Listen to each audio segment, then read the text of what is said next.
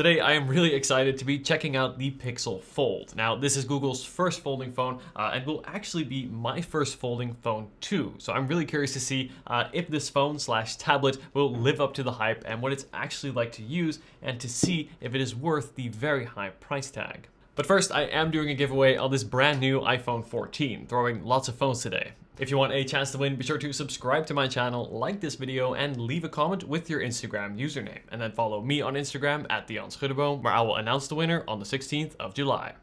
Alright guys, here we go. So here it is. This is the brand new Pixel Fold. So it comes in at a price of $1,799, which is very high indeed, and does come in two colors. So we have both the Obsidian as well as the Porcelain. So we have the Obsidian version here, which should look really, really sleek. So let's go ahead and lift off the top here. Et voila, there we go. And here we are. So I'm really excited, guys. I mentioned earlier, this is actually my first folding phone. And one thing that immediately stands out to me is that the phone is actually in the closed position. I've never owned any of the Samsung Folds, but I do recall that those always come in open. And I always thought that was a bit strange, where the Pixel Fold actually comes in closed, which is a little bit more reassuring, and also what I would sort of expect, given that you're probably going to have this phone closed most of the time, right, when it's in your pocket and overnight. But here we go. Right away, guys, let me tell you, this feels like a super premium, well-built phone. It's got some real weight to it, but in a reassuring way. We have these nice stainless steel edges going around, very nice and polished. Those will definitely pick up fingerprints, but they sure look nice when the phone is new like this. On the side here, we also have a fingerprint scanner. And this will be used, of course, to log into your phone. And here we have the outer display, which is a 5.8-inch display. Let's go ahead and boot up the phone here. So we'll press and hold on the fingerprint sensor. There we go. The phone comes to life.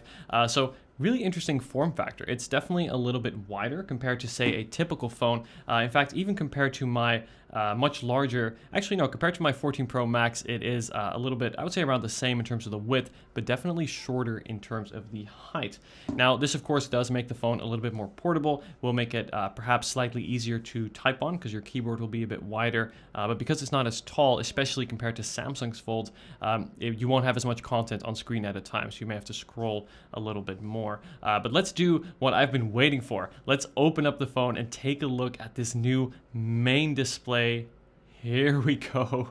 Wow. All right. So this is the main display, and this is a 7.6-inch display, which is again larger than what you'll find on the Galaxy Fold. So I imagine this would be perfect for having two apps open at once. You can really have sort of one half to one app and the other for another. So I'm really curious to see what the multitasking is like. Now, right away, let me give you a quick idea of what this hinge feels like. Definitely quite stiff, so this is not going to slide open automatically. You will need two hands to do this. Let me give this a quick try here. No, ooh, that's not comfortable. No, you definitely want to use two hands to open this. But what this does also mean is that the hinge can actually hold at any point. So you can see I can have it laid at pretty much any angle, even as like a little mini laptop. And the hinge will actually hold, so it doesn't click. It's like it sort of sticks at any position, which I suppose is nice when you are using the phone. Crazy. Like, this is my first time experiencing a folding phone, and I've got to say, this is a feeling I haven't felt with a smartphone for many years, where you feel like something truly new. Now, I know this isn't the first fold on the market. I know Samsung's been doing this for several years now, 4 generations, but this is my first folding phone, and wow, if you've never tried a folding phone, guys, this is quite an exciting experience. And it really does give you that sort of 2-in-1 form factor where, yeah, you have that outer display, which is quite comfortable, I would say, to hold. I think in one hand, let me turn it on here. I think in one hand, it is doable to reach to the other end, just about. And it's really quite a thin design. And as you can see, unlike Samsung's Folds, this phone here doesn't have a gap. So this creates a really, not only a sleek look, but the phone is also going to be much thinner, making it more comfortable to have in the pocket and in your hand. But the downside, however, is that as part of that, Google have moved some of the hinge mechanisms to the outer edges of the display rather than putting it underneath. And as a result, you do get pretty thick bezels going around. You can see them here when I point up at the reflection. Those are some pretty hefty bezels. Though, to be honest, when it's in this open form factor, you see it more as a tablet, and tablets typically do have slightly thicker bezels also to grip on the sides, so it's not as big a deal, where the main display on the outside has much thinner bezels, especially of course going around the right side, but if you're left-handed like me, you get a slightly thicker bezel here. So the actual hinge itself is rated for up to 200,000 folds, so that is definitely a lot, and again, it has a really reassuring feel. This is kind of new for me and not something I've had from Google in the past, as I've actually recently reviewed and compared their Pixel 7a, which is a great budget phone, and I know you could probably buy 10 of those to make up the cost of this, but what I've yet to see from Google until today is a really premium and well-built product. Like this is, I would say, just on these first impressions at least, this is iPhone level build quality. This is S23 Ultra level build quality. Nice matte finish here on the back, already really doing a pretty good job at resisting my fingerprints. I like the shiny chrome accents. You can see it is still a slightly darker color, which really complements this darker look. And here we have a pretty substantial camera bump. So we actually have 5 cameras on this phone. So we have one on the front, one on the inside, and then 3 on the back. So of course the back cameras here, we have a main 48 megapixel camera, we have an ultra wide, which is a 10.5 megapixel camera, a 5x telephoto, and another which is also a 10.8 megapixel camera. And then here on the front, the selfie camera is going to be your 9.5 megapixel, and then the inner one, which is actually the weakest camera of them all, at least in terms of megapixel count, will be 8 megapixels. Now, you can see that the camera bump here on the side does protrude quite a lot, but because it stretches all the way to sort of the edges of the phone, when it's on a table, at least when it's closed, it doesn't wobble. So this is kind of nice, as of course when you're typing and it's laid flat, you're not going to be wobbling your phone around. Of course, if it is open, let's see, yeah, that does seem to wobble quite a bit. In fact, yeah, that does seem to wobble if I'm going from corner to corner. I guess you wouldn't really use it often like this. You'd be holding it. But then, yeah, that's where the thickness of that camera bump does show, as you got it on one side, of course, and not the other. Anyway, guys, let's take a look at what else is in the box, actually, before we completely forget about that. So let's see what Google have included here. So we have a interesting little cover. Is there anything in this? I'm not sure. Nope, that's just empty cardboard. I guess that is to protect the phone in shipping. Here we go. Let's see. So we have a paperwork right here. So this will be your quick start guide. Very simple. There's your SIM tool as well. And yep, very simple 2-page quick start guide, warranty information, and then we still have a USB-C to USB-A adapter. Google have included this on all their phones, and always good to see. And then we have a simple USB-C to USB-C cable, and that's it in the box. Nothing too interesting, nothing exciting. Would have been cool to see some Pixel Buds or something along those lines, especially when you're spending this much money. At the same time, though, I'd rather all of it go to the cost of the phone rather than accessories, as of course this is what matters most. I'm just having a closer look at this hinge. It looks really great. I love how seamless it is. You can really see as it closes. Such a narrow gap, and it really closes very tight, and this again creates a much thinner phone in the pocket, even in your hand. It's quite nice. Like when it's closed, yes, it feels a little bit thicker than a normal phone, but also not that much thicker, especially, you know, most people have cases on now anyway, and then when it is open, it is really thin, and then when you have it in your hand like this, this is really good.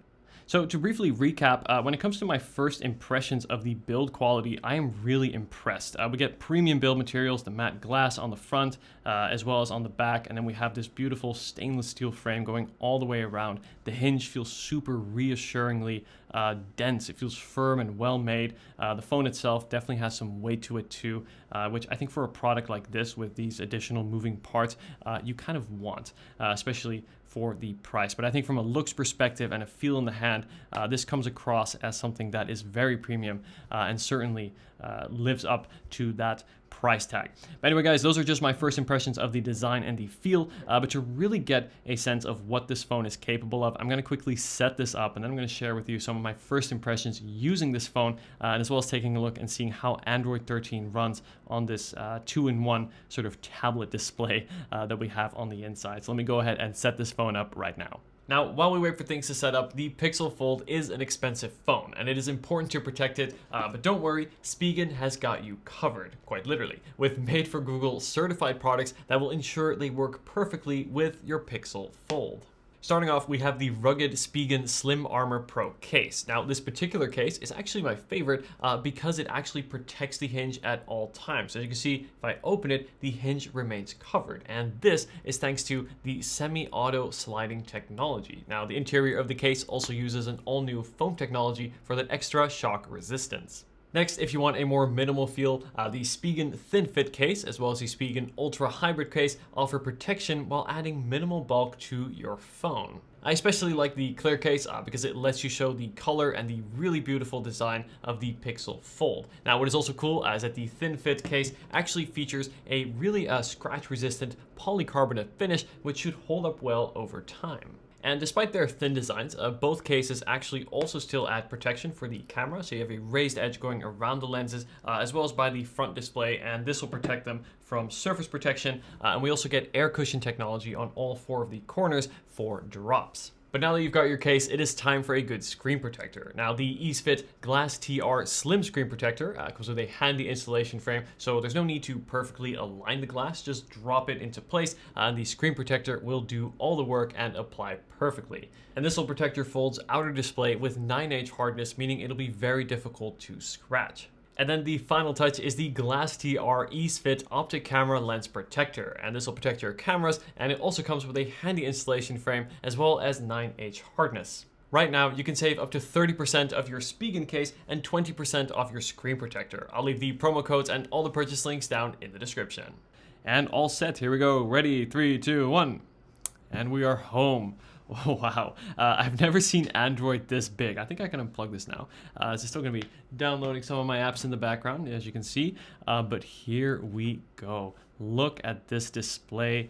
This is a very bright display. Wow, look at that at max brightness. This is really quite bright. In fact, it does go up to 1550 nits. That is also for the outer display. So very bright display also here on the outside, as you can see. And this is, of course, especially important if, say, you're using it outside, walking in the sun. You want a nice and bright display, especially here on the outside. And then when you open it up, this big display just comes to life. Now, earlier when I first booted up the phone, we had this very dark, minimalistic setup screen. But now that you see the colors, this display is excellent. Now, don't get me wrong, for this price, it has to be, but when I think about a Google phone, I think more of the 7A, the 6A, the 7, where the display has never really been their strong point, so it's really great to see Google, they know how to do it right in terms of the displays. Let's just hope this trickles down to the rest of the phones as well for a better price.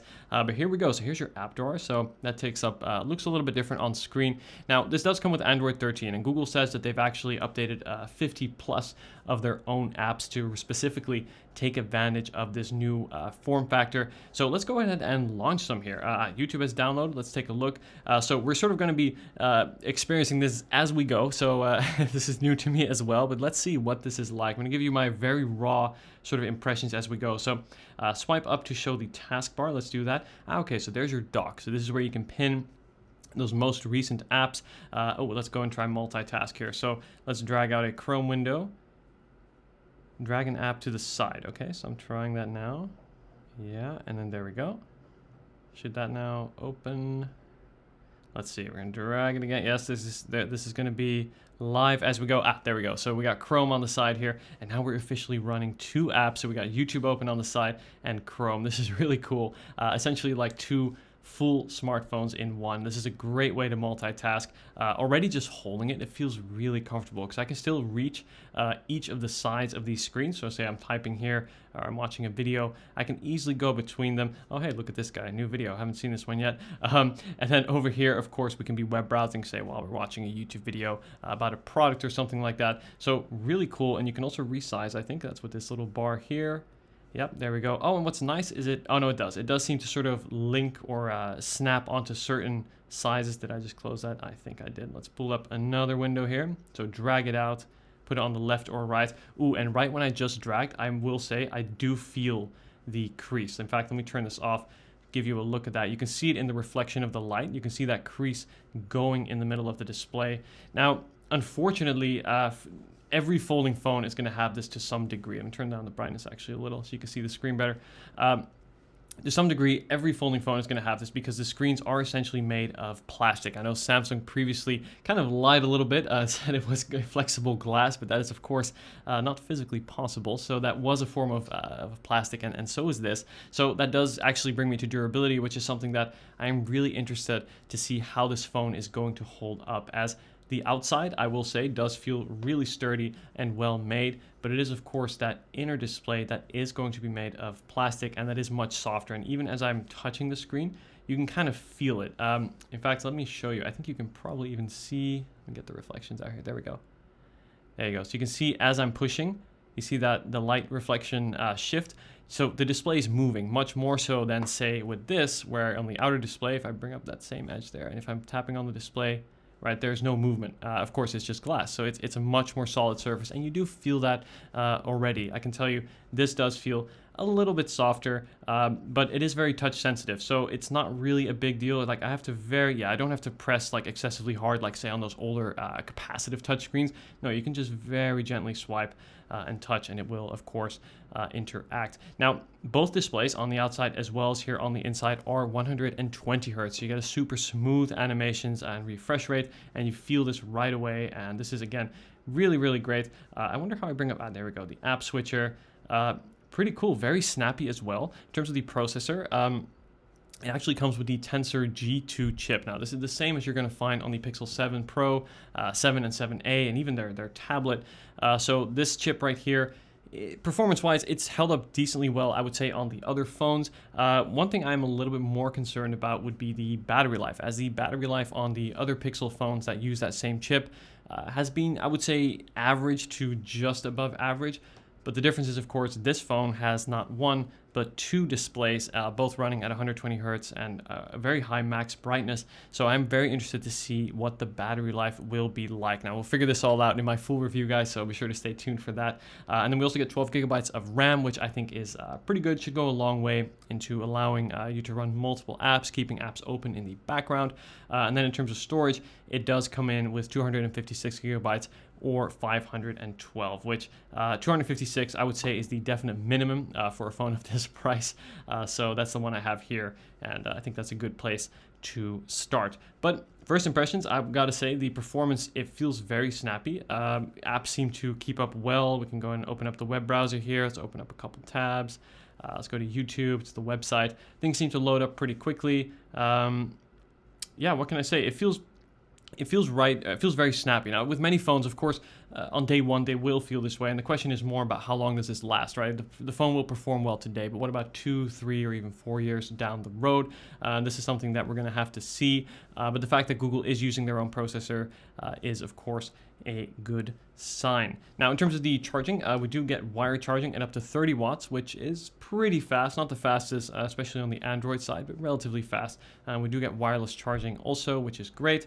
One thing that did stand out to me is that there is no form of stylus support now. There's not one included in the box, but you can't even buy one separately. And I think for certain use cases, to give you an example, you may know I really enjoy the Apple Pencil on the iPad, right? Using it for Lightroom. And this screen, this sort of expansive display on the inside, it would be great to have that option. So I don't know if third parties are going to come up with styluses to use for this, or if Google may eventually even make one for their own, but I think that there's potential there, and I'd like to see it for this type of folding phone form factor, especially the sort of phone to tablet folds rather than the flip, right, which sort of go from a square out to a regular sized phone. But yeah, just from using the phone for the past minutes here, what I can say is that crease, while it certainly is visible when I angle it into the light, you don't really notice it as much when you're actually using the phone because your fingers don't touch this middle area, right? They're going to stay to the left or to the right of that, whether you're typing or scrolling or pinching to zoom. So it's not that big of a deal, I have to say. And yes, it is. If I were to move my finger over it, I can slightly feel it, but it's really not that bad when the phone is fully open. I want to explore this feature here, sort of giving this laptop mode. So let's open up YouTube and let's see if I play a video here. Let's see if I can get it to sort of, there we go. So cool. So as you can see, it's essentially like a little laptop where the top half of the screen is entirely filled by the video, and then the bottom half here, I can have the comments open, say the video description. So pretty cool, pretty interesting. Now it does kind of fold fall back a little bit. The weight isn't as balanced. There we go. So if you have it at a slightly steeper angle, that works better. And look at that, you got a little laptop here, which is kind of cool. So yeah, that's nice to see. And then again, definitely just having split screen open, I think that's really going to be one of the major selling points of this form factor, is proper split screen multitasking. You can already do this on, of course, many Android phones, but you are essentially running 2 small apps, where here you're running 2 full-size phone apps. And this is something that I do often on my iPad, and I think we'll do a lot more on the Fold just because of how much bigger the screen space is here. So really good impressions, I have to say. Now, again, these are just my first impressions based off the unboxing. I cannot wait to start using and testing this phone more. But again, my impressions in terms of the feel in the hand, this feels really reassuringly dense. It feels well made. I think it looks really good too.